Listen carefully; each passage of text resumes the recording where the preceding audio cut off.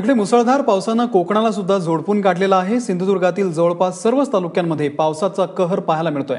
अनेक भागामध्ये वादळी वाऱ्यासह आलेल्या पावसामुळे झाडं पडली आहेत, तर मालवणमध्ये विजेचे खांब पडल्यामुळे विद्युत पुरवठा खंडित झालेला आहे।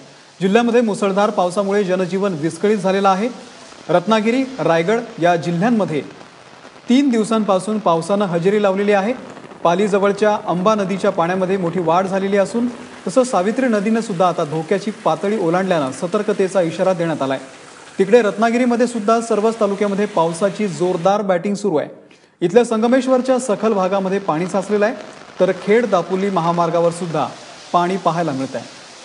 तर रायगडवरून आशिष घरत आपले प्रतिनिधी आपल्यासोबत आहेत। आशिष, रायगड आणि एकूणच कोकण किनारपट्टीवरती सध्या पावसाची काय स्थिती आहे? आज सकाळपासून या पावसाने मात्र काहीशी उसंत घेतलेली दिसते।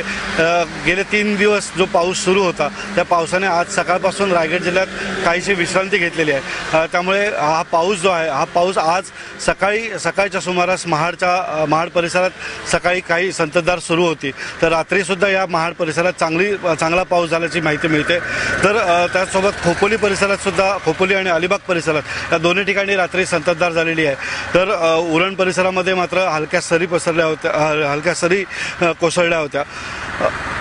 आणि एक जे निश्चित आहे की आत्ता जरी पाऊस कमी झालेला दिसतो तरी रात्री जे आहे ते रात्री महाडच्या या मच्छी मार्केट आणि दस्तुरी नाक्यावर जे पाणी साचलं होतं ते रात्री जेव्हा पाऊस थांबला होता त्यानंतर मात्र हे पाणी काहीसं ओसरलं आणि आजसुद्धा सकाळी हे पाणी या ठिकाणी जे साचलेलं पाणी होतं ते पाणी ओसरलेलं दिसून येतं आणि आत्तासुद्धा हा पाऊस काहीसा कमी झालेला या महाड परिसरात दिसून येतोय।